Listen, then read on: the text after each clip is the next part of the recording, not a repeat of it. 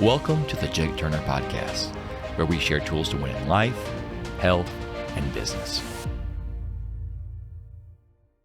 Hello, I'm Jake Turner. I have my doctorate in nursing anesthesia and I'm a professionally certified life coach. Today's guest took a risk most people only talk about. Danny Seliger walked away from perfect grades and a Division I volleyball scholarship to bet on social media before it was cool, and it paid off. In just 5 months, he grew his platform from 0 to over 100,000 followers, then turned that skill into a 7-figure company.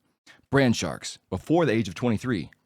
He lost all his money twice, built a team over 20, traveled to more than 20 countries, and now helps brands explode online from anywhere in the world. In this episode, we're talking growth, burnout, leverage, and what it really costs to win early. Please welcome Danny Seliger. Jake, man, thank you so much for having me here, dude. This is it's a great setup, and I love the way everything running, bro. It's a pleasure. Pleasure's mine. Glad to have you here. Sure. You dropped out of college with perfect grades and a D1 scholarship. What made you bet on yourself instead of the safe path? Yeah, dude. I mean, it was definitely an interesting conversation with some close relatives and friends when you're like, yeah, I'm leaving halfway through college and making social media videos instead. So it was definitely an interesting choice, but I knew it needed to be done for a couple reasons. One was like, I just didn't see the future with college. It was kind of like, okay, I'm here. Only reason I went to school in the first place was to play volleyball. I just had a scholarship to go. I didn't want to go in the first place. I wasn't going to go at all. And then you just kind of play out what happens when you go down different routes. I'm like, okay, if I go through college and complete the next 2 years, then what? I'm just going to go do what could start doing right now. And I feel like I've already gotten the college experience that I wanted. And so I decided to just drop it and play out what had happened if I would have stuck with it. My thesis on that was that finishing college and getting a 9-to-5 would put me closer to what the average American is and exists as. And to me, that's my worst nightmare. So wanted to just run as far away from that as possible. Yeah. I understand. Why is a 9-to-5, in your opinion, your worst nightmare? It's not just the 9-to-5. Like, I think it's the overall average American. Like, if you look at any of the stats, it's like you have overweight, works 60 hours a week to just get constant, like, plus 1%, plus 2%, plus 3% raises. It's just from things that I've seen growing up. And it's like, I don't ever want to be trapped to something like that. I want to be able to have the freedom. And from my understanding, where I'm at right now, it's like business is like large front end effort on like unreasonable amount of hours and effort and risk and money to then have a brighter future where it's okay, I've built an asset for myself. I have a business that runs without me. And now I have the freedom to choose what I want to do. That's my mentality around it right now. Obviously, it'll have to extrapolate itself over the next decade or so, and we'll see how it goes. Yeah, it's very admirable, and especially at a young age to be going for it. And it's interesting to have conversations with you being so ambitious. I can see a lot of that ambition in myself. Though I took a different route, it's just different. I don't view things as right or wrong, and just curious to see how you're going to grow over the years. Dude, honestly, if there's one big thing that I would really scream 2 years ago when I was first dropping out, that's completely different right now, is that 9-to-5 is bad. Like, I do not think 9-to-5 is bad. In fact, when I dropped out of college, it was all like, why isn't everyone an entrepreneur? Like, why doesn't everybody start a business? It's all, you could work from anywhere. You could have a Rolex and be in Dubai and have a Lamborghini simply by flipping a few products on Shopify dropshipping. It's super easy. And then you actually do it. And then you see kind of like, oh, wait, like, if you want to really make this thing work, like, it takes a load of effort. And like, it's not just the effort, because there's plenty of businesses that are out there where the founder works 12, 14, 16 hours every single day, puts in all of their effort and still receives nothing in return. The statistic's crazy. It's like, if I'm recalling it right, 48% of businesses don't even make any money. The founder doesn't walk away with anything. And the next 40% after that make around minimum wage at the end of the day. So like, social media really edifies the process of like starting a business, when in reality, at least I've found it to be, and all of my mentors who have really succeeded have also found it to be, at least at the beginning, just like continuous kicks to the nuts over and over again, and then just being able to withstand them and then predict them coming so that you can block them afterwards, and then you become a good fighter yourself. So if there's a belief that's shifted over the last couple of years, it's like, I honestly think 9-to-5 is great for many, many people. It's like, well, you get a predictable income.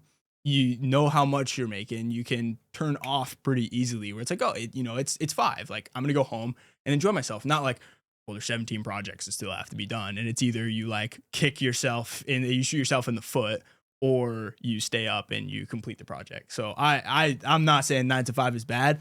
I'm saying it's dropping out or staying in college and completing school would have put me closer to something that I didn't see a future in myself. Well, I think, like you said, it's just different. One's a kick in the foot, one's a kick in the nuts. Yeah. What you want to tolerate. Just different. And I think being content at the end of the day. I have friends who work a 9 to 5 and they're super content. They don't want to travel. They want to do things that I want to do. And there's nothing wrong with that. At the end of the day, I think we're still trying to get to that level of contentment. Now, I think failure comes if you're an owner of a very successful business money-wise, but you're never content, because that's the end goal. At a certain point, I think you have to say, enough money is enough money. I'm happy, because there's no end to that. I saw a concerning Twitter X post recently that kind of made me rethink things, or like just look back a little bit and just think about decisions that were being made or decisions going into the future. And it was like Harvard had conducted a questionnaire for very successful business owners. So like one person was at 1 million net worth, one was at 2, one was at 5, one was at 10, one was at 20. They asked all of them, how much more would you need to be content? The guy with 1 said 2 million. The guy with 2 million said 4 million. The guy with 5 million said 10 million. The guy with 20 million said 40 million. And I thought back to myself, because like I've gone through the first few ladders or rungs of making money, from -0 to 0 to a little bit. And at each stage, you just need a little bit more. If I just had this, then I'd be good. And I'm trying to like recognize that pattern early, because I think one of the worst fates you could have is a load of success, like being the billionaire in a massive mansion with a fleet of supercars, like by yourself.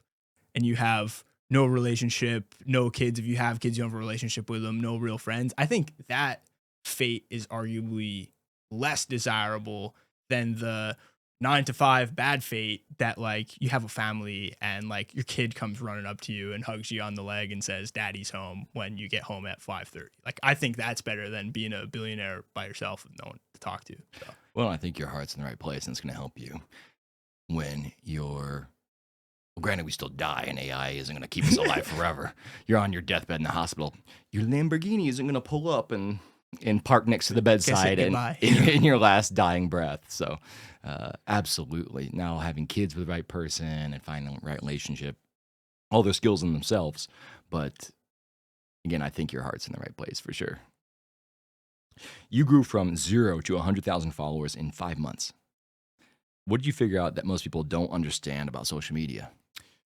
Dude, honestly, over the past year, if there's one thing that I've found about social media, is it is much easier to grow a following like 0 to 100K, for example, than a lot of people think. Like most people will come to me like, oh, how'd you do that? How would you grow to 0 to 100,000? Well, pretty much all it was just like creating a good hook at the beginning of the video that actually gets people to watch, testing a lot of different variations of it, and pulling from formats that were already working for other creators and making it my own spin on it, my own value, and objectively making the video better.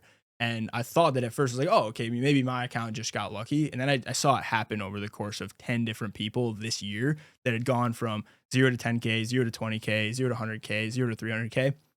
And it really is a repeatable process. Like I'm convinced that if someone wakes up with their number one goal in life being to grow on social media, you'll be able to do it. Like it's not that difficult. I find business to be exponentially harder than like figuring out how to gain a few followers on Instagram. And I think a lot of it comes down to belief. Because if you don't think you're going to be able to do it, there's going to be this subconscious like thing pulling you back. And a lot of people don't think that they're worthy of having a kind of following on social media, or don't think that they'll be capable of doing it themselves. I've seen some creators that 99.999% of people would have said this dude never has a chance of growing on social media and pulling a 0 to 10K. And then from 0 to 10K, once you're at 10, it's just like my sayings like tape a cinder block to your foot and hit the gas. Like just keep going and you will continue to grow. So, well, that's awesome. And I've experienced some of that myself. I don't know. Athanasios, how many followers? I mean, we gained all the followers I have in like the first year, didn't we? We went from 1,500 followers to 50,000. Yeah. I mean, so it's just sometimes just takes one video, trying a bunch of different things, and like you said, and then just going for it, you know? We're posting every single. Yeah. Yeah. It just creates that momentum. And then I'm the type of person to where, if this podcast, I'll sit down and think, how can we make this better? And solely just improve that. Be content with where you are. I like to set a very high standard for myself in all different areas of my life, but be on a path of growth, because really there's no end to that. And a key component of that is having that contentment on the way. And you said something very interesting that I completely agree with when it comes to a mindset of social media. I think it applies to many other things in life. Am I worthy of this? To where, I don't know if you're religious or not, but I'll say prayers when I want to receive things in my life. One, it's very important. It's like, I'm worthy of a great relationship. I'm worthy of great things, because something great can come into your life and you can't accept it because you don't even think you're worthy of it. I have to earn that. And so where you could have a winning lottery ticket and like, you throw it down the trash. You don't even have the ability to grasp that great opportunity in front of you because you don't think you're worth it. How do you think worthiness and entitlement tie in with each other? We're like, okay, yeah, if you're worthy of something versus being entitled to it, like, how do you find that line in the middle versus like, I have to earn everything that comes my way? Because that's where I fall on the spectrum. Is like, I need to earn everything that comes my way, but I feel like the other side of the coin is entitlement. Well, I should have everything. I deserve to have all of these things. Like, where do you find the line in the middle of that? Because I feel like I'd rather be like not self-worthy than to be entitled around everybody that I come around. I think they're two different things, personally, to where I don't deserve a great relationship unless I put the work in. Mm. You have to go on dates. You have to become the best version of yourself. You have to be a great communicator. You want a rare outcome, you have to put in that extra effort compared to, oh yeah, I deserve the best person in the world. They should come to me and I'm going to have the best relationship ever without putting any effort in. I think there's a difference between worthiness and being entitled. Mm. And no matter what, if you don't put any effort into a certain area of your life, your business, your health, you're not going to appreciate it either way. If you just wake up and have a six pack, you're not going to be like, oh yeah, I deserve this. Yeah. Versus you put in the effort and the diet, you'll really appreciate your health and your body.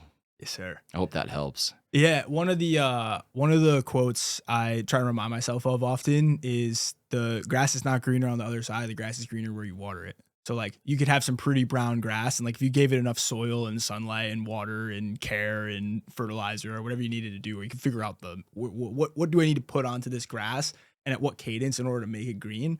I'm convinced you could do it, as opposed to like seeing some cool looking grass over there and then jumping the fence and then realizing it's turf and it's not like actually what you thought it was. And then it still ends up getting burnt and brown. And you're like, oh, just find some other grass, as opposed to learning how to water and treat the one you have currently. Absolutely. I couldn't agree more. I actually spend a lot of work on my grass. But it's pretty green outside, but I take great care of it because I value that same quote and live that out. And so then you can see the fruits of your labor.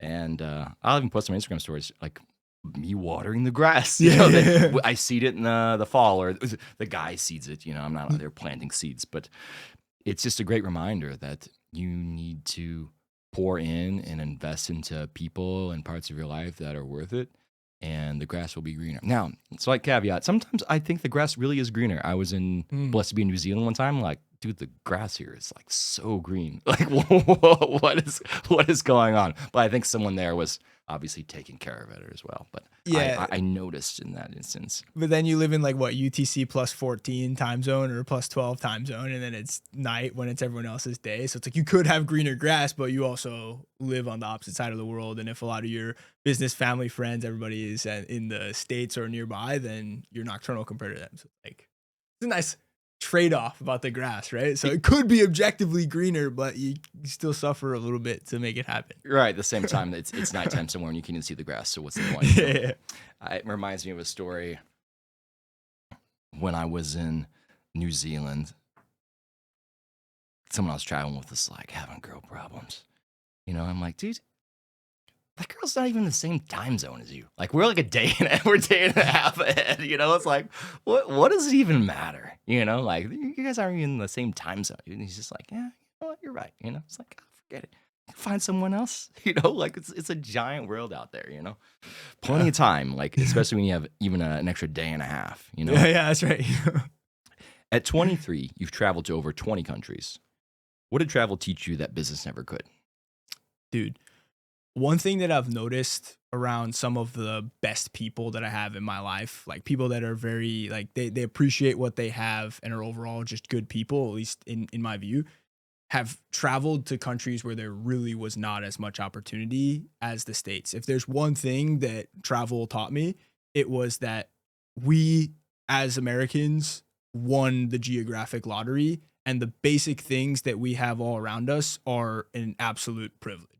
To be just, oh, I wake up and like I have a roof over my head and like there's a 4-lane highway to get to where I need to go. And like, oh, I'm in a different city and I want to eat. Okay, Uber Eats and it's at my door in 30 minutes. Like, I think it's very easy to take that stuff for granted. And when you don't get exposed and see things like, wow, like I get to go home to my mom and see my dog and have a home cooked meal and like go to the bathroom inside of the house. Like we grew up and this kind of stuff is just given to us. We just have these amenities and necessities. And I think going in and traveling, it definitely gave me a newfound appreciation for like the basic things that are around and that we have, and to actually start being more thankful for them outwardly as opposed to just like, oh yeah, that exists. Well, it's an education too, and some places, oh, dog's going crazy. Some places you'll like have things like Wi-Fi. I remember like being in Costa Rica one time, and I'm like that was like a big eye opener for me, and like not having Wi-Fi at night was like like crippling for me, and I'm like it made me to like reevaluate myself and be like, you know what? To relax. You need to be on the internet at night. Be grateful. You're in Costa Rica. You know, to have a margarita. I can't remember what I have in Costa Rica, but just relax. Enjoy where you're at right now. Because like you said, a lot of people don't have a lot of different stuff that we have here in America. So we truly are blessed here. Absolutely. Yeah, I don't know the exact statistics, but if you look up just like average American as compared to like worldwide or globally, it's like if you were way below average in terms of income in America, you're like top 0.1% of the world. I think it's very easy to complain about things and when things don't go our way, when in reality, 99.99, if not 100% of the people listening to this, you have the basics taken care of. And it's something to be very, very thankful for, as opposed to just looking for the negatives. Because obviously it's going to happen throughout the day, especially if you run a business or have a big career. It's like, there's going to be that happens. And it's being able to handle that and being able to appreciate what you do have. There's a quote that I really like. It was my wallpaper for a bit of time. It was, if you woke up tomorrow with nothing more than what you thanked God for yesterday, what would you have? And what would you have? During the time of reading that quote, nothing. Wow. I try now every single day to like my prayers at night are less of like asking and more of just like thank you for the cards that I've been dealt. Like the roof over my head, food on the table, great people I get to be around. The fact that both of my parents are still here. Those are ones I try to hit on every night. And I try, like, what if? And it's challenging. I ask friends and family that question sometimes, and it's always like, I put on my story one time and people were swiping up. What? Like, I didn't think about it like that. It's tough. So, Yeah. I'm just curious. Let me challenge you further. So make a list for me right now, if you don't mind. yeah. So the first one on my list each night is the fact that both of my parents are around. I have friends, business colleagues that lost their parents at a young age. Both of my parents lost their parents at a young age. So I'm very, very thankful for that. The fact that I get to go home to Christmas right after this and see my mom and my dad and my brother and my aunt and my uncles, amazing. I thank for the food that's on the table, the roof that's over my head, being able to do work that I find meaningful and around great people as well, and being able to create the abundance that can work with people that we want to, not just having to take on all sorts of business because we need to keep the lights on. That was something we had to do when we were first coming up, and now it's like we have the privilege to be able to choose who we work with. very thankful for my team, like being able to handle all of the craziness and try and make magic happen. Those are the typical ones I hit on each night. Nice. That's awesome, man. That's super good. Appreciate you letting me challenge you a little bit. I think it's just so important to be grateful for things and sound like you have a lot of things to be grateful for and are blessed with. Being able to walk and run is another one, and like not being sick. I like recently messed up my IT band in marathon training. Oh, sorry. And it's good now, but it made me appreciate like, okay, wow, like I can actually walk around and like not feel pain. Like and getting sick over Thanksgiving, it's like, wow, I'm like thankful I'm able to like breathe well and not be coughing all the time. So yeah. Health is definitely one of those things that once it's taken away, you're like, oh gosh, how much you're grateful for it. And it can be as little as your pinky's not working. You're like, oh, thank God my pinky works today. Yeah. It's like what they say, the billionaire's sore throat. Like you're on a yacht off the coast of Monaco with all the money and wealth and success and people you could imagine, but like you have a sore throat. Like what's the first thing you're thinking about in the morning? It's like, oh yeah, well, yeah. Chase down this mimosa with these supermodels or whatever people on yachts do. Yeah. But I will say, dude, I appreciate you challenging me. I think that's an important thing, an important trait to have in friends that are around you, like to actually push you. I think the worst friends that you can have are the ones that see you going down a bad path and don't say anything about it. They're just like, oh yeah, sure. I know you want to lose weight, but like, yeah, you can skip the gym, dude. Oh yeah, I think that's arguably the worst. Yeah, I agree. That's definitely not me. If you have any opportunity, because I love you, I'll tell people, hey, could work on this. I mean, you want to be able to tell it like it is to people, but do it with some grace and say it in a smooth way because you'll be more effective that way versus just being completely unhinged. Yeah, there's not a lot of skill in that, and it's not effective. So. It's an interesting trait to learn. And I don't know you, but I still have like best concern for you. I want to see you do well, and I appreciate you came out here. And if you ever need anything, just reach out, man. I'll help you out any way I can, for sure. Likewise, brother. Yeah, appreciate that. It's important, dude. One last thing I'll say on this is you have your mouth located right under your nose, but you still need someone else to tell you your breath stinks. Oh, I like that. And some people won't say that, or like you're got a little BO smell to you, and like so many people won't say anything, and one person's like, "Bro, you smell. What's up?" And you're like, everyone else is like, "Oh, he actually told him." Yeah. The fact is, you still stink, but it's that 1% steps up because they care about you. And I think there's a difference between like, dude, you smell awful, and be like, hey, didn't you have deodorant on, or did you shower today? Come back from a good workout. Yeah, exactly. Did you go on a run before the podcast? Yeah. When did you first realize social media wasn't just content, but leverage? I mean, I can speak from the experience of this past year because 2025 has been by far our best year on social media and with the business. So we don't have like a crazy at the moment, we're recording this December 20th, 2025, a crazy like back-end conversion system off of our social media. Like if you follow me on Instagram, you're not going to get hit with like a menu chat sequence that just like hammers you until you either block or lock in.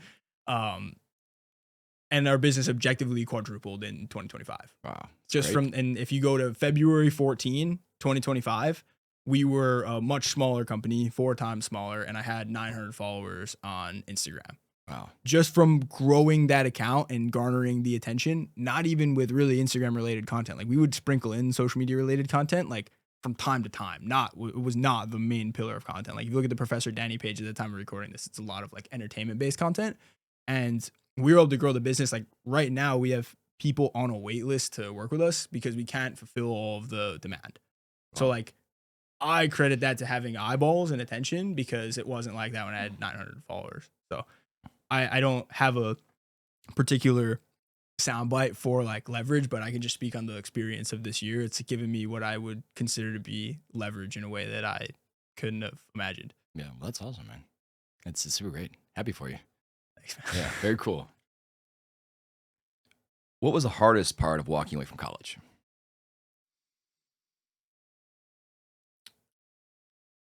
I feel like the common answer to something like this would be like, oh, dealing with, friends and family and people saying that you made the wrong choice. I actually, might sound weird, but I kind of enjoyed that because it was almost like fuel. It's like, what do you mean? Like, bet against me? Like, I don't think that's a good Yeah. bet to make. Yeah, I'll show you. Like, because I almost think I'll sidestep for 1 second and then get back to the point. I think that sometimes when waking up in the morning is really hard, the face on the dartboard is almost a better motivator to get you out of bed than like the rainbows and sunshine of what could be. Like alarm goes off and it's like, oh, my family, they'll always support me with whatever I do versus like competitors up, man. Like he's out and at him. He went to the gym already, dude. Like, and you're going to snooze the alarm. For me, that gets me out of bed even more. So I like appreciated the, like, not necessarily pushback, but like criticism from just about everybody in my life. So I won't say that is the answer.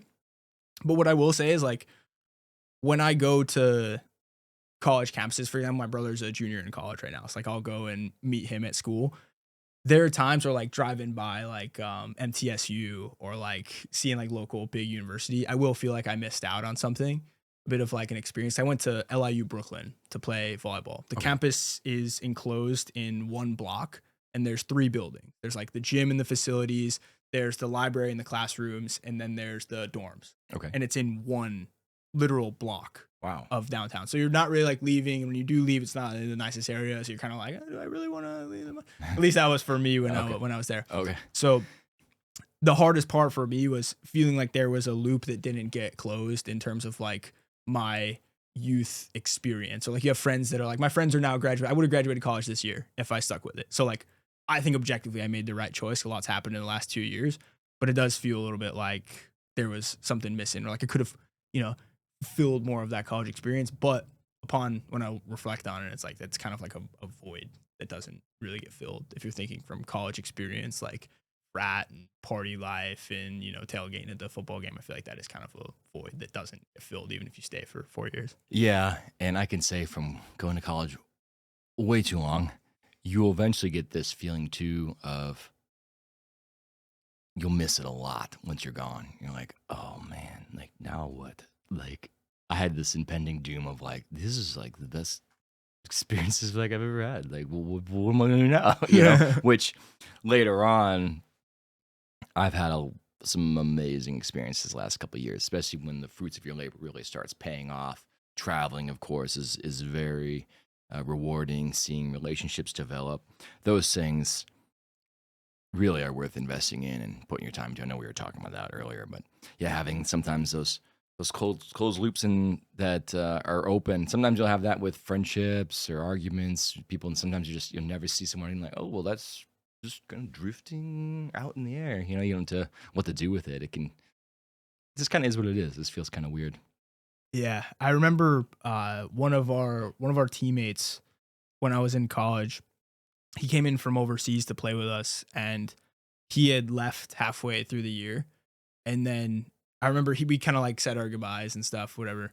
And my buddy who was in my room at the time after the dude left, he's like, "We're never gonna see that dude again." And I was like, Nope. Probably not. Yeah. Like we just spent we were just together every single day for like 6 straight months, and I was like, damn. Yeah. So it's crazy. Yeah, some people like that. Some relationships are like that. Sometimes too, if you can view yourself as how rare of a person you are.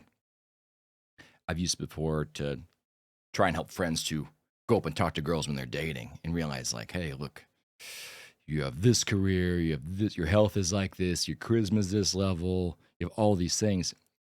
Realistically, the chance someone's ever going to even interact with you ever again is like 1 in 200,000.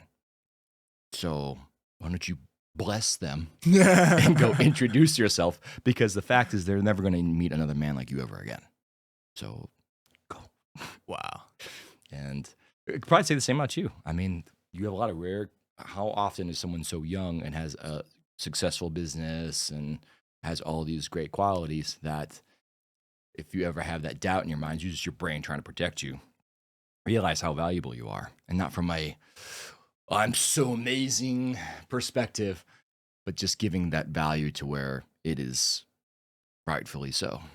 Do you think that's a skill to turn on and off? Because I almost think that, like, as we start to grow, I want to continue getting around people who are my age or younger, who are way ahead of me, so that when like the time comes, like, you know what? Yeah, we are doing really good. Like, we did have a really good year objectively, like on the spreadsheets, quality year. I feel like every time I get a feeling like that, it's almost like, yeah, so we're like, we're good. You know, like we can just chill a bit, as opposed to like, there's a dude 3 years younger than you who has a 5x bigger business than you with larger profit margins and spends less time on the business than you do. I almost think that at least that's the outlook that served me in business. So I find that in other areas of my life, you also try and pull from that outlook. I understand, like there's a lot of exterior or other traits that I need to work on. Right now, my main focus is business and growing it and getting to a point where we can provide A-level service to legitimate like celebrities and large brands where I don't have to be involved. That's like the mission for the next few years, is be able to provide a service that the best of the best will come to and love and refer all of their friends that I don't have to touch. The system was just built and the team is there to execute it. And I think that that's been my main focus. So the viewpoints, like looking at the name on the dartboard instead of the rainbows and sunshine in the future, or like surrounding yourself with people who are doing way better than you at a younger age so that you feel like about yourself so that you can continue working very hard. Like those have served me in that realm when we've been able to progress at a fair pace. But I understand when it comes to other areas of life, there's definitely work that needs to be done. I think it's good to motivate you, but not to crush you. I think a lot of people, men especially, don't get into this, like, at least in America, they lack out on the warrior.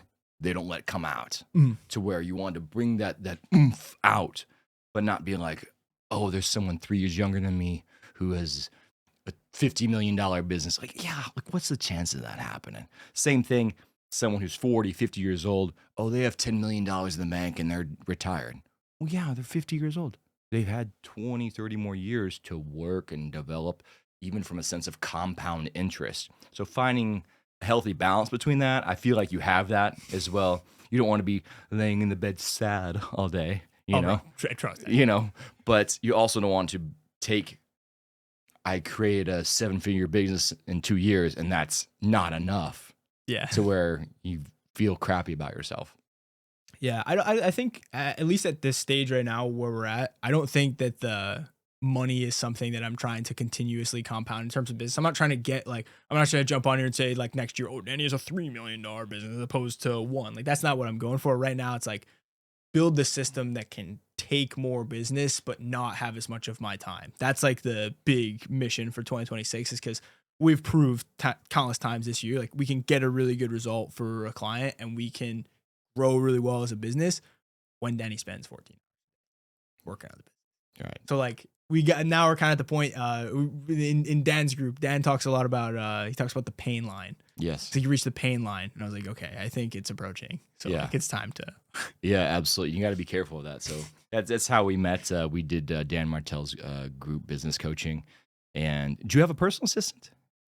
I have some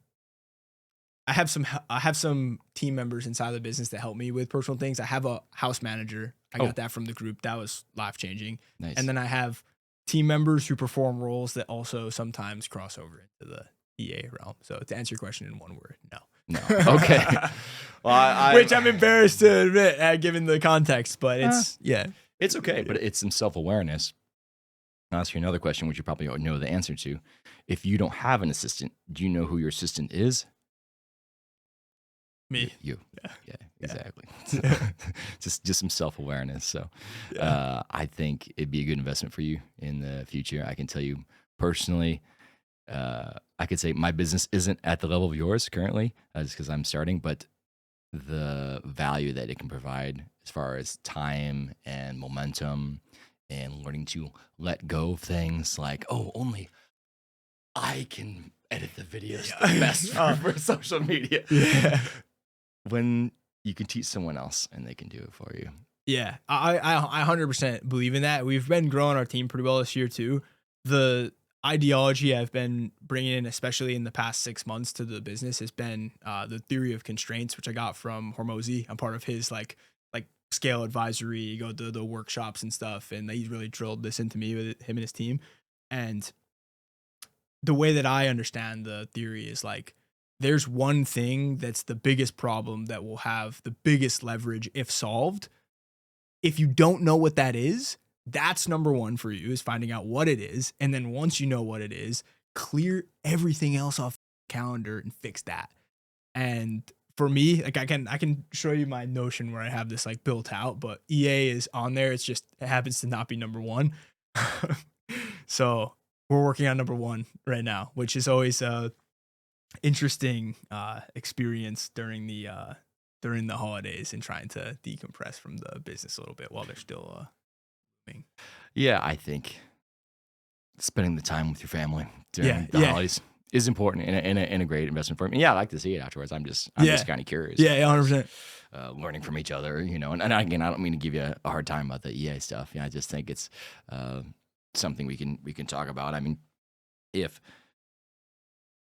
people are listening to this and they want to hire an EA like yourself, do you think that the listeners could benefit if they had a job description and way to hire an executive assistant? Yeah, 100%. I mean, to be to add a little bit more color to what I was saying before, our number one right now on the list is build an onboarding system for our team, like an onboarding system where we're proud, like where we can have clear job descriptions, clear roles, clear SOPs, clear KPIs for everybody that's on our team, so that somebody can come in and we have the interview process dialed in, we have the finding the person process dialed in, and then once we find that person, putting them through test projects to make sure that they're a good fit and expose any red flags. And then once we find the right one, have that onboarding sequence to where I don't have to be over their shoulder like 12 hours out of the day the first week to like make sure that they're good. Because with agency and with the service that we have, it's really like it's not a marketing game, it's a people game. It's like being able to have the people in place that can execute the tasks and make the clients get as good of results as possible. And the more clients you get, the more people you need. So right now it's like every time we bring someone on, it's like thinking from scratch. And now we're bringing on more people. Like last month we brought on 4 people. Wow. So each time we brought on somebody, it was like, okay, now Danny stops what he's doing and like makes sure that this person ends up doing well on the team. And you either come to a choice. It's like, okay, well, I either spend all this time training the person or I just go, you know what? Yeah, you just sink or swim, which like both are not good. So I identified that the constraint is team onboarding process. Is that well, and definitely getting A players is a big deal to where you could cut your team in half and everyone's an A+ player or A-, and no one's perfect, obviously. It's worth spending that extra time and investing. If you're watching this and if you want the job description and playbook I use to hire my executive assistant, go to my Instagram, DM me the word EA and podcast, and we'll send you the job description and teach you how to hire an executive assistant. While we're at it, make sure to comment, like, and subscribe. Costs you nothing. Helps me out a lot. How can people find you, get your services? Yeah, my Instagram is Professor Danny, and that's where I'm the most active on. My stories there and my posts. And if you ever need help with social media or anything, I have like I'm not a coach, I'm not a guru.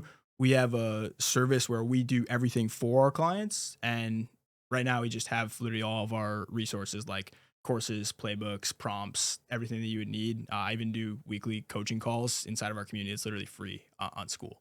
Wow. So if you DM me the word shark on Instagram, it's all there. Wow, that's awesome. Yeah, super cool. I should sign for that. That sounds neat. Yeah. Yeah. Well, my thing was like with products, with lead magnets, with services, with content, with anything. It's like, is this actually some that I would consume? Like, is this something that I would want, or is it something that's being birthed out of ego? It's like, I'm doing a free download, and people are gonna see it.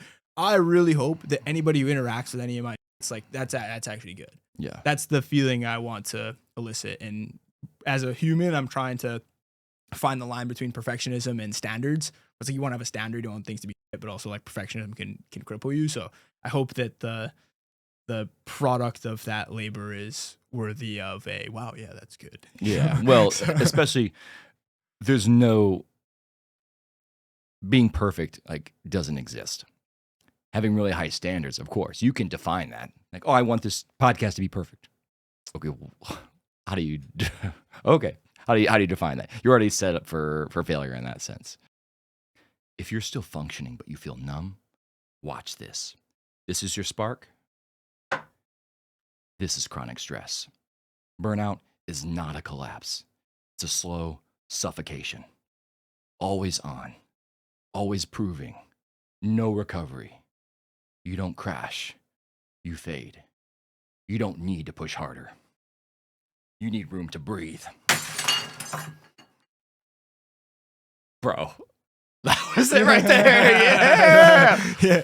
Yeah, dude. Dude, it literally it was perfect when it came to the slow fade too, dude. It stopped and then like 2 seconds later. Hell yeah. Hell yeah, dude. That's fine. All right, let me get Brim real quick and then we'll keep going. You've lost all your money twice to business scams. What was the moment you realized you've been played?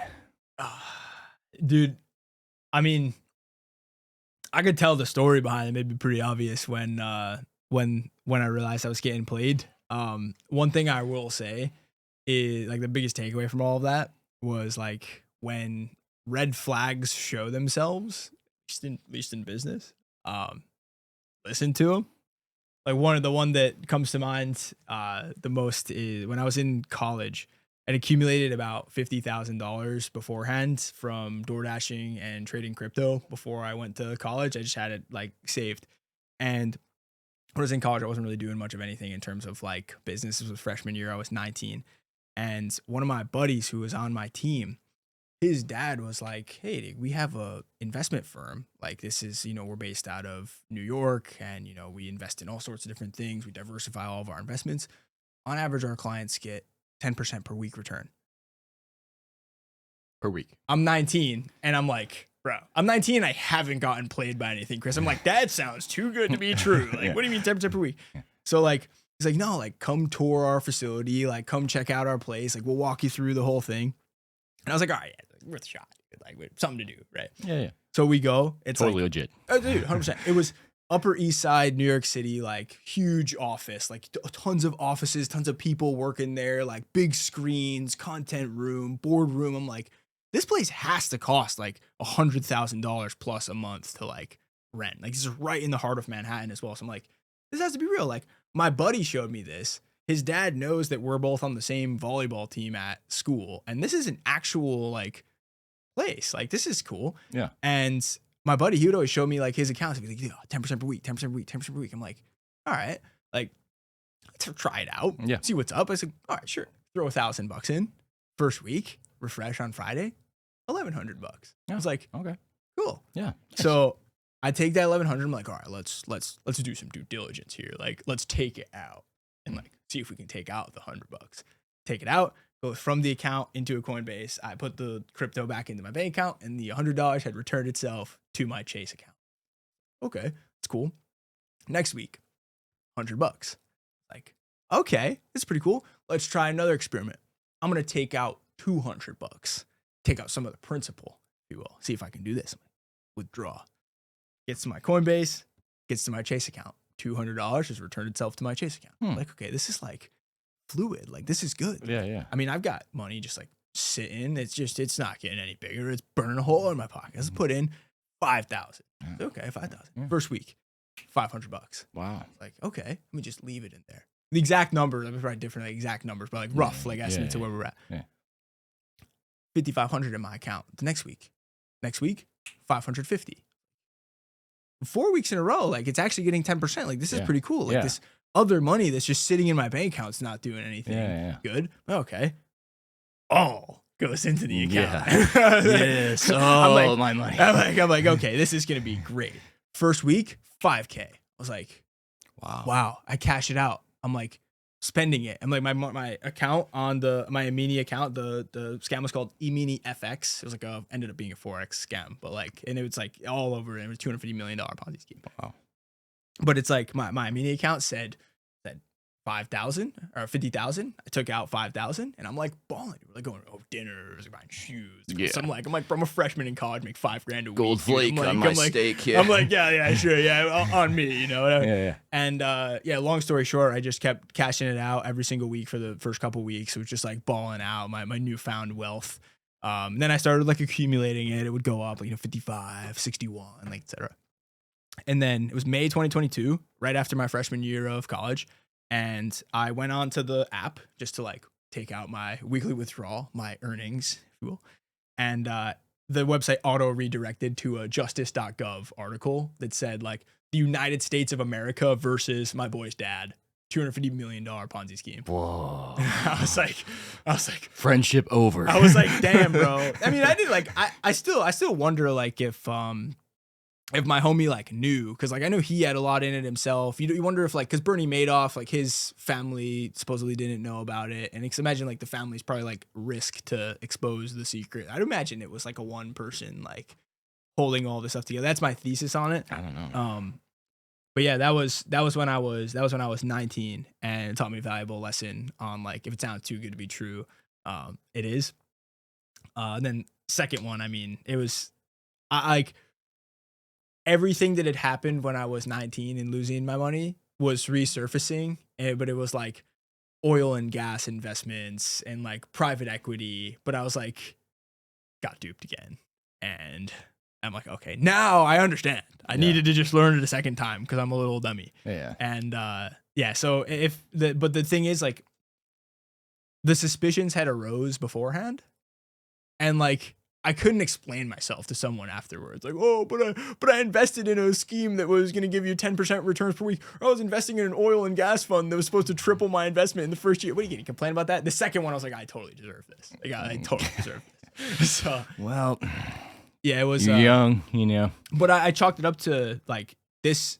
These were some of the best experiences that I could have had, and honestly, was a good supplement for my half-done business education in college. Because like, okay, well, I learned a lot from this, and this is real-world experience. I would have been the type of guy to go all in on something like that when I'm like 48 with kids and a wife, and it's like, oh, well, like, I'll put the house on it. It's good. Like, so I'm really happy that it happened at ages 19 and 21 as opposed to later on. Oh, absolutely. Yeah. And it's sometimes, like you said, learning those lessons at a younger age can really help you. And that can apply to anything, whether it's your health, trying to take a supplement. Oh, this will for sure work, you know, or a relationship. Oh, it's too good to be true. It's like, might be too good to be true. You know, Yeah. She only is dating me. Yeah. You know, type of thing. Where I'm curious, was your gut saying something else During the business transactions? Yeah. I mean, my gut was telling me like this is too good to be true. Like I was thinking about this, and some of my homies that I invested in both of them actually, because I would like tell my homies about it. I'm like, oh, yeah, I'm an oil baron now, dude. Like I own an oil mine, or like I'm a part of a hedge fund. You know, like I would tell my homies like, you know, this sounds really sketchy. So both the times when it happened, I wasn't like, how did what? Like I can't believe it. I was like, damn. But now, like, it's also helped me adopt the philosophy of like, you know, you don't need to make all of the mistakes yourself. I think it's like a fool doesn't learn from his mistakes. A smart person learns from his own mistakes, and a genius learns from the mistakes of others. So I've tried to adopt that going forward. So I just like to ask a lot of questions from trusted people who have achieved the outcome that I'm looking for in that particular realm, and then just apply that and take it as truth because they've seen success in that world. So it's like, if it's business and my goal is to own a Ferrari, I'll take advice from a Ferrari driver, right, with doing due diligence to know that it wasn't rented for 2 days just to flex to me in an Instagram ad to make me buy his course. Yeah, exactly. But, like the thing that pushed me my course. Yeah. By the way, it's just $9.97. Right. Yeah. Exactly. The one thing that pushed me over the edge to like try and like, cause I used to be like, oh, you know, I have to learn everything for myself. Like I'm okay with if someone says the stove's hot, I'll just touch it to confirm that it's hot, and then when I really feel it burn, then I'm like, okay, well, stop touching the stove. Mentor of mine was like, dude, like you don't need to experience heroin and go to prison. Like there are certain experiences in life where you don't need to experience the actual thing. Like you can know, like, don't take heroin and don't go to prison. So right. Like, okay, well, what's the heroin and prison equivalent of business that I'll accept that I can just say, okay, well, like someone says to invest in something that gives you 10% return per week. Okay, that's heroin. Like I don't need sure heroin. Yeah. Then your heroin identification just becomes better over time.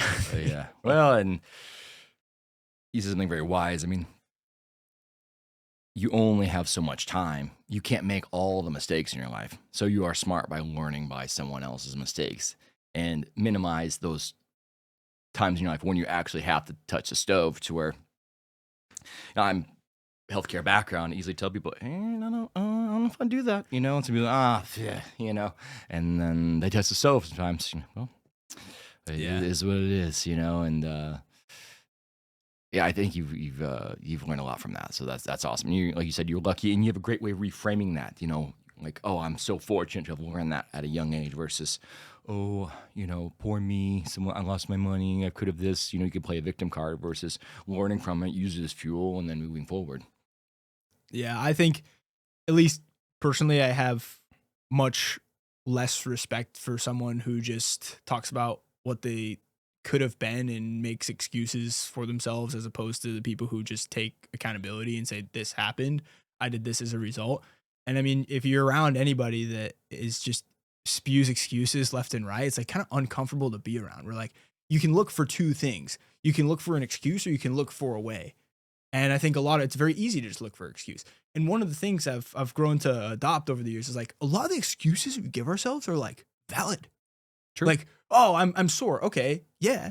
Sometimes you still just have to go because every time you give into that, oh, I'm sore, now the level of soreness, the soreness threshold goes down. And it's like, oh, I'm a little sore. I'll probably skip the gym today. Or Yeah. like snoozing the alarm in the morning. It's like, I'm exhausted, dude. I have to take a day. Turns into like, well, I didn't get 8 hours last night and I kind of was working a bit harder today and I went to the gym. So I'm going to sleep another 2 hours and then it just downward spiral. So one of the flags I had in my dorm room at college was an Arnold Schwarzenegger poster. Oh, good. I love him. Yeah, he's a beast.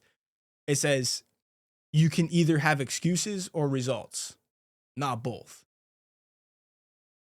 Yeah, he's the man. I was like, so like, which one am I choosing today? Yeah, that excuse-making momentum is very dangerous as well, too. So easy to make one excuse and then the next day, and then you don't get anything done, and you don't move forward at all at what you're trying to do. And where you can actually have the opposite of that, too. You get any little bit of momentum, you can use that. And one area of your life, and then it ironically applies to all other areas of your life. Getting up on time, going through some of your morning routine, as simple as making the bed or taking your vitamins or whatever, getting that engine going. You start tackling things in the day. You're on fire, just lighting that one match. So it's awesome, man. You're very wise for a young age, I must say. So I appreciate that, man. Very, very impressed. That means a lot coming from you. You guys weren't on live, but Jake was giving me a master class in relationships in life right before this. So it actually means a lot coming from you, man. Well, I appreciate. I won't come on to my relationships right now, but I think I've learned a lot for sure, and the people that are close to me in relationships are aware of that. So it's good. How did losing everything change the way you evaluate people and opportunities now?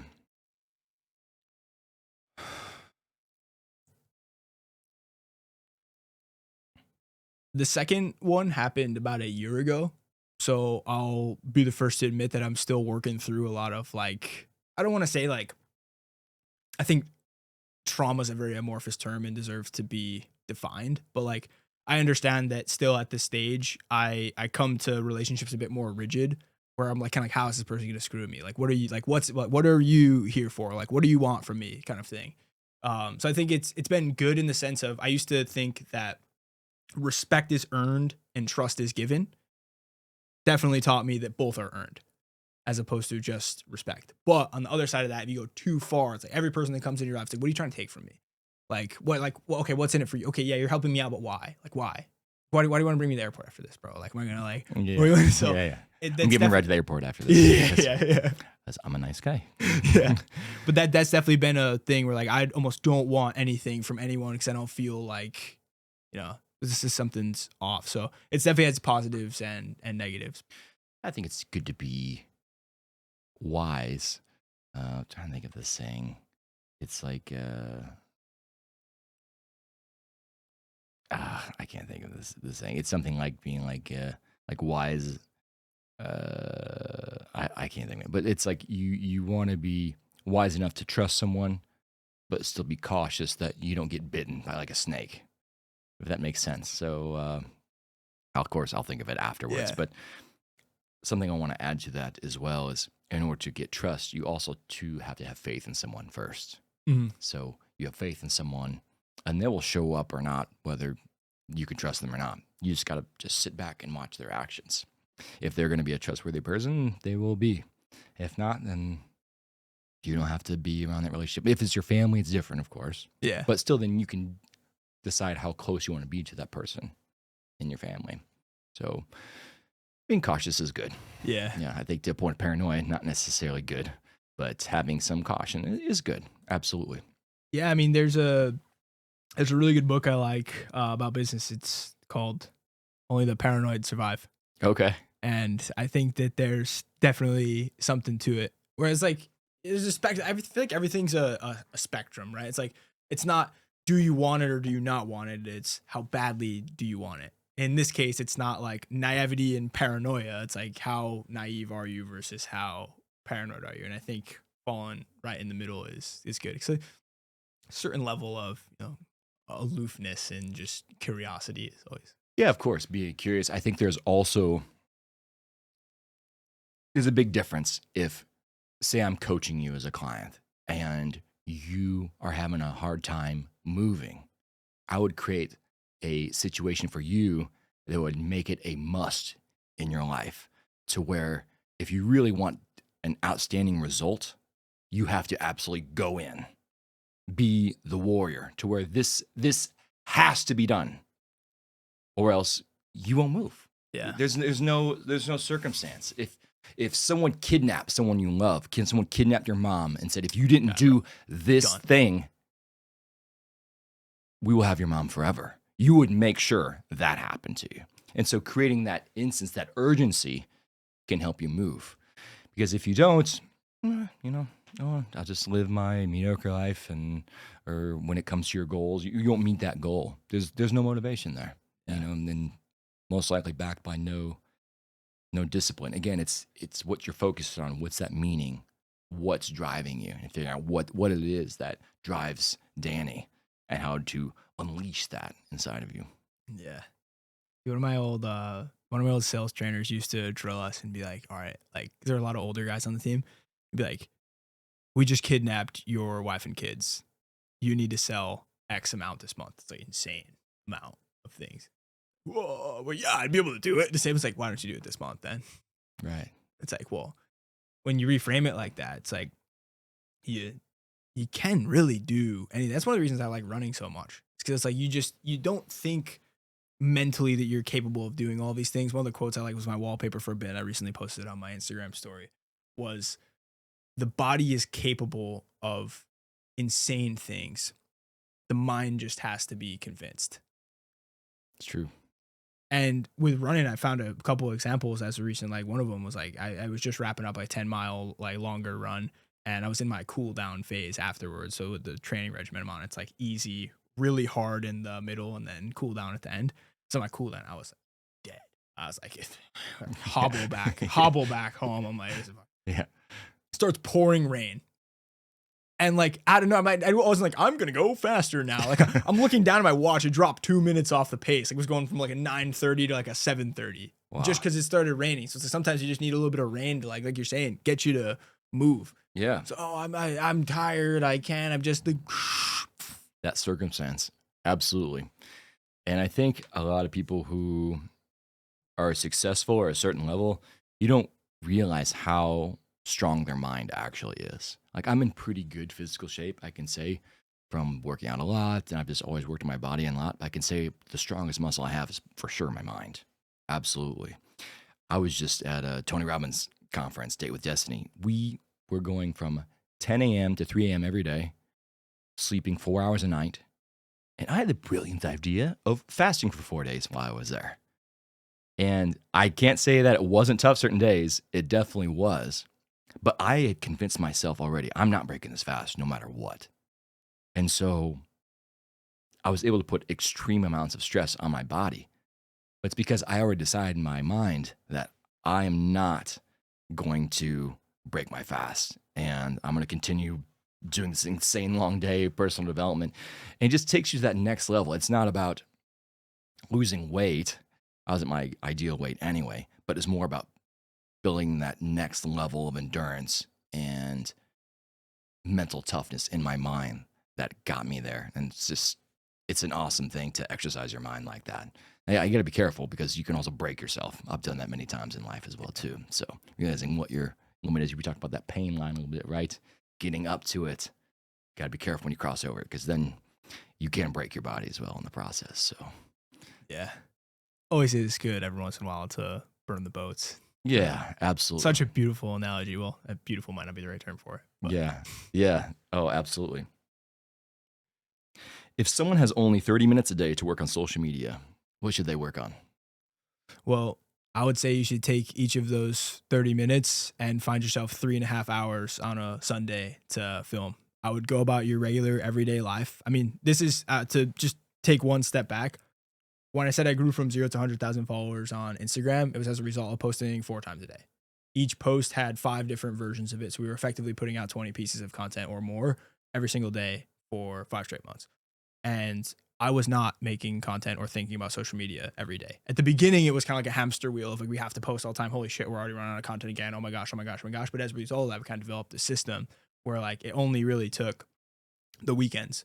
And that's posting 20 times a day. It just took the weekends. So when you want to post once every day, which I think everybody should aspire to be just at least posting once every day on social media, the way that I go to think about it is like throughout the day, you're probably doing some interesting things, whether that's like going on a run and seeing something, talking to somebody on a podcast, going on a meeting, commuting and seeing something interesting. Like there are things that you can accumulate for ideas throughout the week. And I literally just take all of those ideas, like the fleeting ones, maybe like you're in the shower and you get an idea, the fleeting thoughts, put them in a note called content ideas. And then in this case, we only have 30 minutes a day. So we have 3.5 hours on Sunday. I would first start with the list of ideas and I'd start formulating them into actual content pieces. So I'd take the idea, like, what's my angle on this? What's my format? I'd work it into like, what's the hook for it? And then I'd just film all of those videos. You probably have like 7 to 20 ideas on your note sheet first week. Second week, you start seeing more things. Then your muscles train to see the quote red car. And then you're like, oh, idea. And I have a big long list of ideas. And now it takes more time to just comb through those ideas than actually like execute them. But I'm a big proponent of batching. Social media can be a really big hamster wheel. Where like, if I'm going to post every day and it's literally like, come up with an idea, find the spot to film, script it out, film the video, edit the video, post the video, reply to comments on the video, look at the analytics. If that's every day, then it's like, man, that's like a lot. Yeah, it's a lot. So I personally would not do social media every day. I would stack my 30 minutes each day until I got them on Sunday and just do all of it on one day. So I could like work on my business. That's smart. Yeah. Batch it and create a system for it, you know? And I think a lot of people have really awesome stories about their life, but they don't share them. You know, like I can tell you, like, I have some amazing stories from working in healthcare and doing anesthesia. You want to hear an awesome story? Yeah. So I still do anesthesia and something I don't do now, but I used to work in like OB, so like mom, baby. So I can do epidurals for when babies get delivered or C-sections. You're doing one injection, someone's back, they're numb from the waist down, and that's how they have like a C-section. Well, one time there was this mom who was 4 months pregnant and she had twins. She was pregnant with twins and she got really sick. It's actually kind of sad. She had a severe lung disease. And so she had to get a breathing tube put in, and then she was put on the ventilator. And people don't, they say a coma, I don't know what that means, but you have to get sedation when you have a breathing tube in place because it lets you tolerate the breathing tube. And so she was on the ventilator for 6 months and actually had her kids while she was still in a coma. And luckily she got better, and they took the breathing tube out. And of course, first thing when she gets better, she asks the doctor, like, you know, how my kids, you know? And the doctor's like, they're fine, you know, they're both healthy. And she, you know, luckily, you know, your brother was here and he named the kids, everything's fine. And her first reaction is like, oh, her brother is a little slow, I guess is a nice way to say it, or an idiot, as she liked to call him. And asked him, like, so what do you name the kids? And It's a boy and a girl. And it's like, well, the girl's name's Denise. I said, okay. Well, what's the boy's name? Said, the nephew.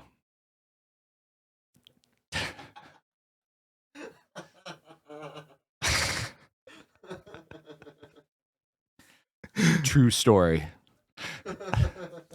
No, not a true story. That was a very good story though. Like I was on the edge of my seat. Like, Gotcha. I was literally just I was like what's going Yeah, on? Dude, you like tied that in perfectly too. I just want to like give props where props are due, bro. Like we were mid conversation. You're like, dude, as a like anesthesiologist, like, you see some crazy things, dude. and we turn into the nephew. Like that impressive. Dude. There's dad jokes to come. Bro, I was like, yeah, I was not expecting that. Oh yeah, I get you good, bro. Where are we at? Okay. That's awesome shit. Has making money young made life easier or more complicated?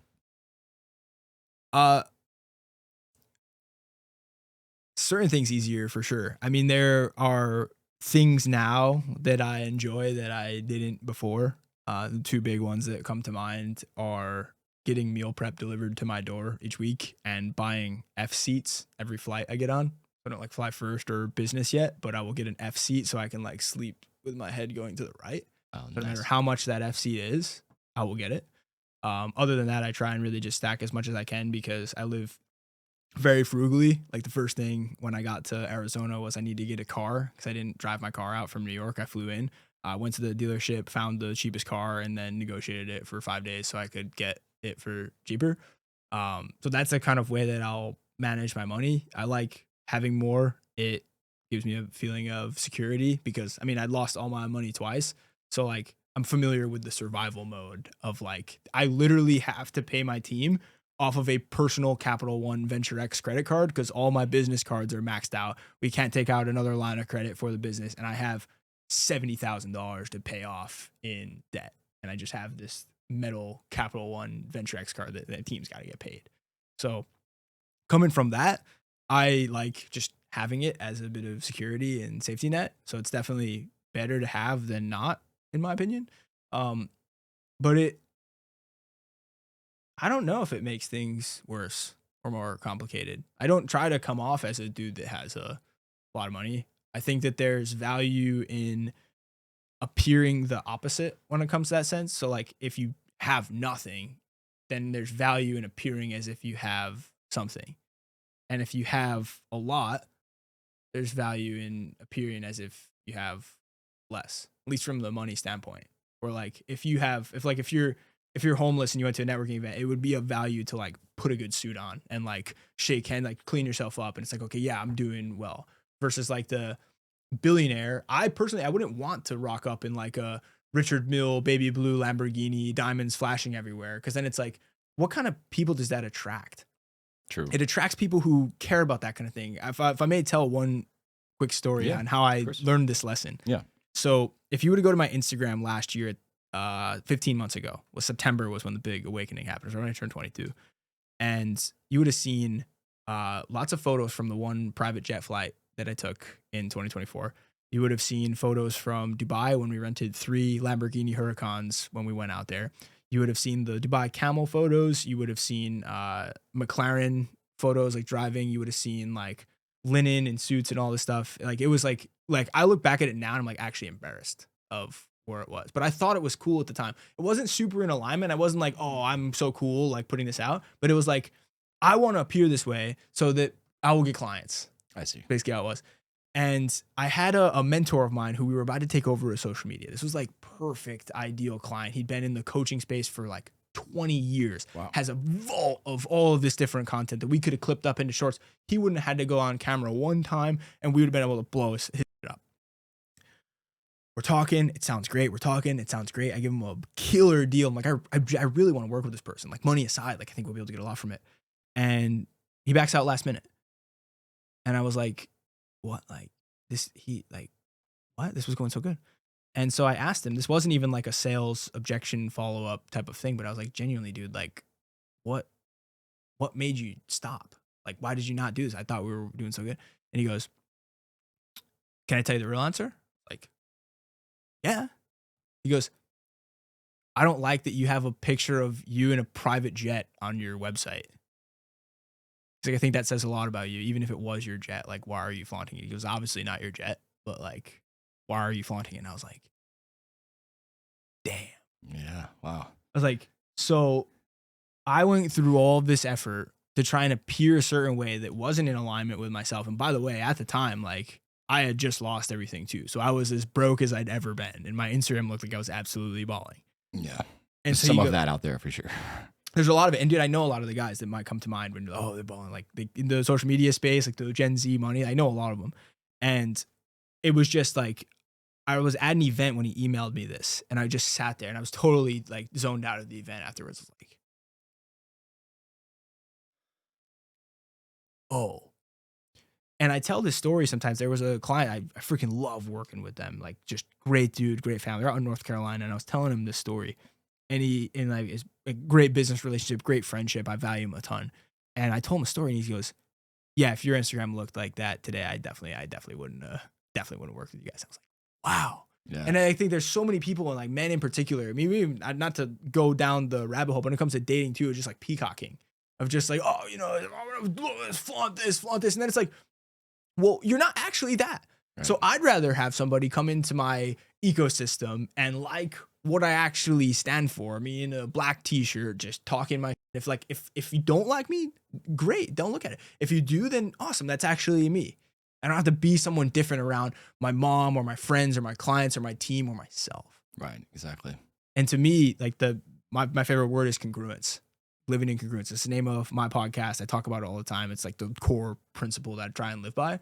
And that's to me what it means, is being able to talk and act the same around your parents, your friends, your team, your clients, your dog, and yourself. Like, he's genuinely all the same person. Yeah. And I think that, and I actually learned this from Tony Robbins in his Mastering Influence program. Oh, okay. He said congruence is not something that you achieve. It's something that you have to work on every day and maintain and understand, like, okay, I'm falling out of it. How do I get back? Yeah. Yeah. It's super important. And people who have money or don't, if someone is something that you want to be and they know, they're like, oh, that's how they can spot it. Like someone, like you had money and they can see, oh, I can tell you don't have money. Right. It's like the people you actually want to be around. I'd be like, what is this guy? You don't have money. I can tell, like, so it's like who you're trying to fool, like someone who you're not going to necessarily value, is someone who doesn't have money might look at you and you might fool them, but you're not going to fool the person who actually has the thing. Yeah. Absolutely. Yeah. If you had the chance to go back and talk to 9-year-old Danny, what would you tell him? Say whatever you're feeling right now, lean into it. Like, when I was around that age, from like 9 to like, I started making social media content at 12. So I'm thinking like, that's the Danny I can tap into. So like far behind. 12-year-old. 12. Oh my God. So Great. I remember I first started making videos and like, we'd put them out there. I mean, there's still some out there on the internet to say I don't have log into the account. So like, they'll be out there forever. But there was others that we would make on this YouTube channel for like, it was a wiffle ball YouTube channel. Okay. And like, we grew, like we got like 4,000 subs on it. I was That's like cool. 13, 14.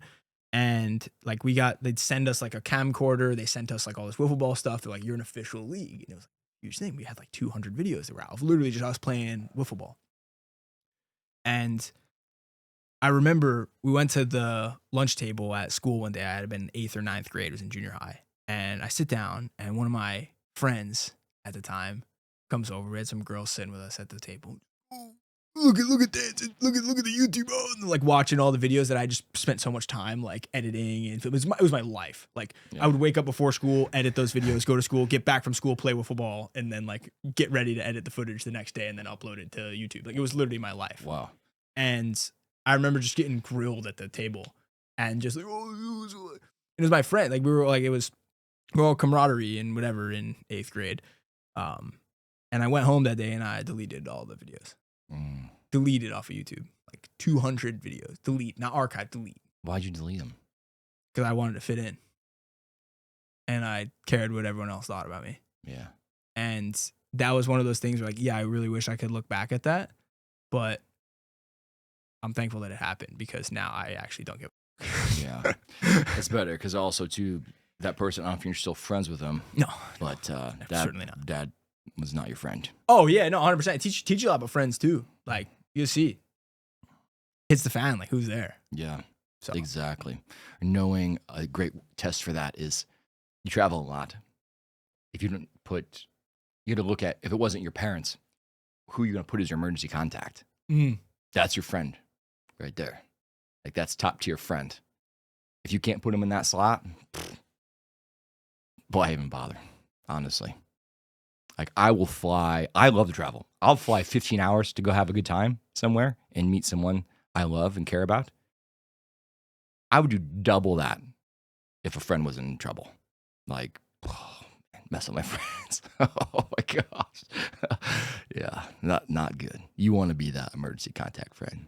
Absolutely. All right, we're at the part of the episode where we ask rapid fire random questions. You ready? All right, let's go. As random as I come up with. If your brain had a user manual, what would the first warning label say?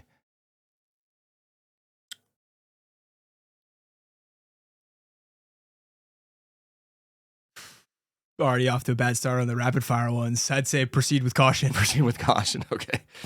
What is the most unhinged purchase you've made after a good month in business? I take pride in really not making too much unhinged purchases. Like I upgraded to meal delivery service to my door. That was like the latest thing where I like actually upgraded. Nice. So Not too unhinged. That's good. If your life had a loading screen tip, what would it say?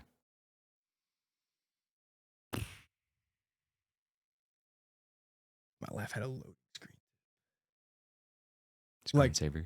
Huh? Screensaver. Oh, screensaver? Yeah. Screensaver. I have a very good screensaver What that I is it? have on my. It's not on my phone right now. The one on my phone right now just says focus, but this one was the screensaver on my phone for the longest period of time. It said, when you set a goal, it's 72 degrees and sunny. When you go to pursue that goal, it's dark, cold, and windy with rain. If you're not ready for that, don't set the goal. Nice. I don't know if that's a loading screen thing, but it's a wallpaper. Yeah. So, yeah. It's I hope it awesome. count- I hope It's it counts. awesome either way. What is a smell that instantly teleports you to a specific memory? The smell of cookies teleports me to when I was a child and my mom used to make cookies. Nice. What kind of cookies? They were these, we'd call them hot ones, and they were just like these like cookie dough thing, frozen cookie dough that you'd buy at the store, and then just like put them in the oven. Okay. Like Toll House, I think. Nice. But like, Sounds awesome. yeah. What is something you are weirdly competitive about that makes no sense? Everything, bro. Like, like Bro, everything. I was out with a girl for the first time when we were both 21, and like we would play like bowling and air hockey and other like arcade games, and I remember just thinking in my head like I'm not gonna lose. Like she was also very competitive as well, so it was like it worked out well. But like I like why like if there's no competition, like dude, to put this in perspective, Yeah. I did a speech and made it to the state tournament and came in second place in the state tournament. Did a speech about competition and why it's so good when I was in 6th grade. Wow. And it was like a senior level speech competition. Dang. And the speech was about why competition just brings the best out of everybody. That's And it's crazy. important and necessary. So weirdly competitive about everything. So, What is your most irrational fear that you will defend with your whole chest? my most irrational fear.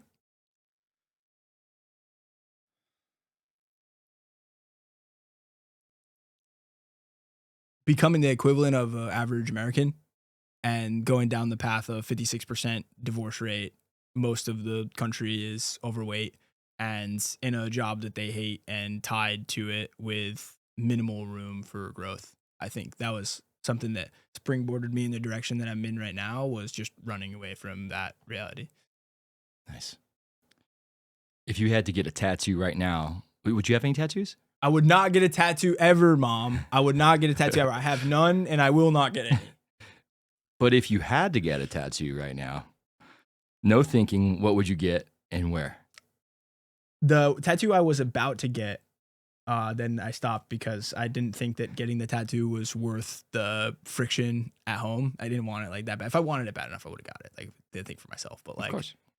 It was gonna be a like 444 right here on my arm, and to me that's a symbol that's kind of like followed me a lot, and it's seen it during really big life decisions at way high frequencies, like right as I was about to make the decision, like dropping out of school, leaving my sales job, going out of the country for the first time, like weird amounts. Like I was cashing out all the crypto that I had at the time when I was about to leave my sales job.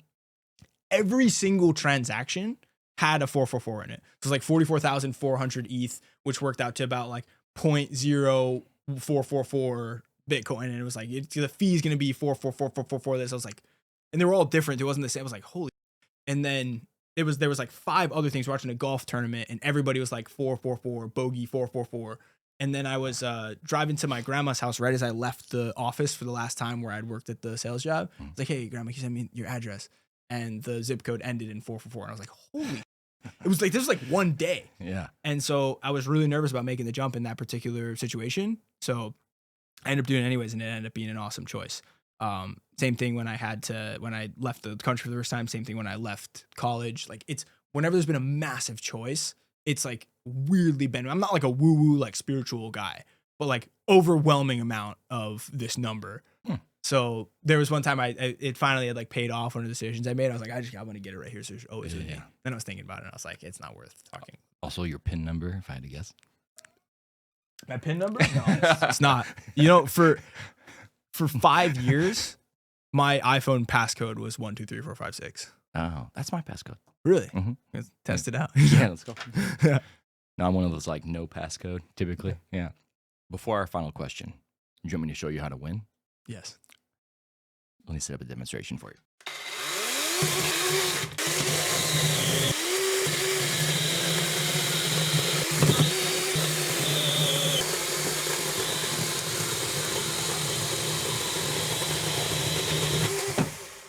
To win, you need clarity on what's important. Cut through the noise. Focus on what matters. Final question. What's the one decision that has made the biggest difference in your life? Genuinely believing that you can. No matter what it is. Danny, I just want to say thank you for coming on the podcast. It's been such a great pleasure. You're such a man full of wisdom and motivation. Thank you so much. Really appreciate you. Thank you for having me, brother. Yeah. Very impressive what you're building, bro. And it's a genuine honor to be a part of it. I appreciate it. Thank you for being here. We'll see you next time.